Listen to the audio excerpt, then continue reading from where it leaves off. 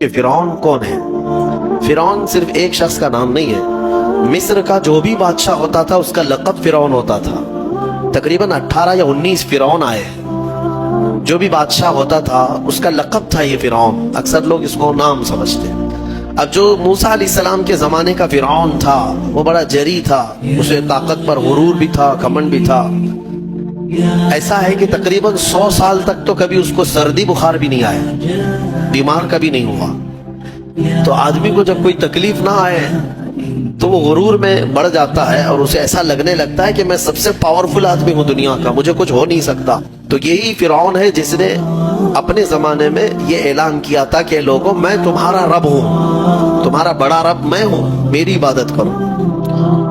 بات تو چل رہی تھی اور لوگوں کو اپنی خدمت پر معمور کرنے کی بجائے اپنی عبادت پر معمور کرتا تھا، ہزاروں لوگ اس کو سجدہ بھی کرتے۔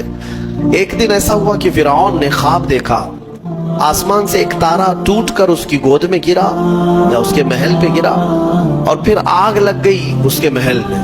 وہ گھبرا کر کے اٹھا، صبح نجومیوں کو، کاہنوں کو بلایا کہ اس خواب کی کوئی تعبیر صحیح بتا دے۔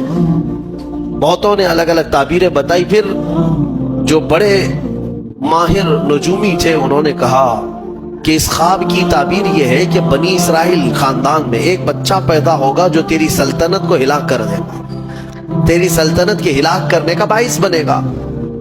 خواب کی تعبیر سننے کے بعد شاہی فرمان جاری کر دیا اس نے کہ بنی اسرائیل میں آج کے بعد جو بھی لڑکا پیدا ہوگا اسے مار دیا جائے گا، کیونکہ وہ بچہ کہیں سلطنت کی ہلاک کرنے والا پیدا نہ ہو جائے۔ تو یہ اعلان کے بعد بنی اسرائیل خاندان میں جو بھی لڑکا پیدا ہوتا اسے مار دیا جاتا، بیٹوں کو ذبح کر دیتا تھا اور لڑکیوں کو زندہ چھوڑ دیتا تھا۔ 1 سال کے اندر انہوں نے 12,000 بچوں کو ذبح کیا، پیدا ہوتے ہی قتل کر دیتے تھے۔ لڑکے کو زندہ رہنے کا حق نہیں تھا، صرف ڈر تھا۔ یہ وہ زمانہ ہے جب موسیٰ علیہ الصلوۃ والتسلیم کی ابھی ولادت نہیں ہوئی، ولادت سے پہلے اتنے بچے مارے گئے۔ پھر اس کے درباریوں نے اس سے ریکویسٹ کیا کہ اگر ایسے سب مار دیے جائیں تو آپ کی خدمت کے لیے بچے کہاں سے ملیں گے، جوان کون ہوگا؟ تو 1 سال چھوڑا جاتا، 1 سال مارا جاتا۔ اتفاق ایسا کہ جس سال مارا جانے والا تھا اسی سال موسیٰ علیہ السلام کی پیدائش، ان کی ماں حاملہ تھی اور پیدا ہونے کا وقت جب قریب آیا تو اللہ تبارک و تعالیٰ جسے جہاں چاہے بچائے، ہاں جس انداز میں چاہے وہ اللہ تعالیٰ حفاظت فرماتا ہے۔ تو موسیٰ علیہ السلام کی ماں کے دل میں اللہ نے بات القاء کی کہ تہ خانے میں چلی جائیں۔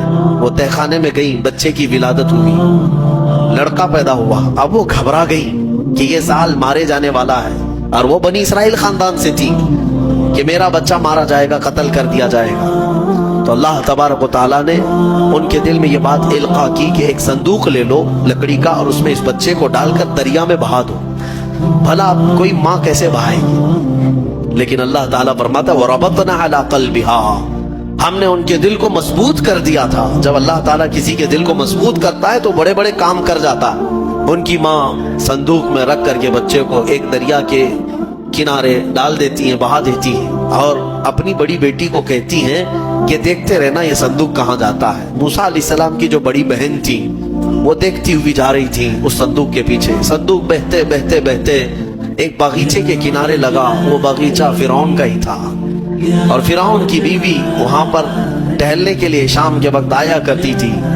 جب وہ اپنی کنیزوں کے ساتھ وہاں آئی تفریح کے لیے تو ایک صندوق کو اپنے باغیچے کے کنارے لگا ہوا دیکھا، اٹھانے کے لیے کہا، اٹھایا گیا تو نہایت ہی خوبصورت بچہ۔ اللہ تعالیٰ نبیوں کو خوبصورتی دیا ہی ہوتا ہے۔ فرعون کے گھر میں کوئی بچہ نہیں تھا، اولاد نہیں تھی، تو فرعون کی بیوی نے اٹھا لیا اور کہا کہ لاؤ یہ بڑا خوبصورت بچہ ہے، حسین بچہ ہے، اور اپنے محل لے آئی۔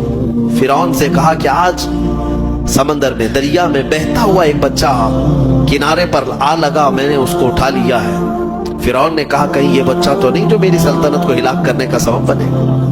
بیوی نے کہا ایسا کیسے ہو سکتا ہے، وہ تو بنی اسرائیل خاندان میں پیدا ہوگا، یہ تو کسی دریا سے بہتا ہوا آیا ہے، پتہ نہیں کون سے ملک سے آیا، کہاں سے آیا۔ تو بہرحال اس کی بیوی نے یہ کہا کہ اس کو مت مارو، لا تقتلوه عسى ان ينفعنا او نتخذه ولدا، قریب ہے کہ ہم اس سے فائدہ اٹھائیں گے یا اس کو بیٹا بنا لیں گے۔ بیوی کی بات پر راضی ہو گیا، فرعون جو ہے بیگم کی بات پر آ گیا اور اس کے بعد رکھ لیا بچے کو.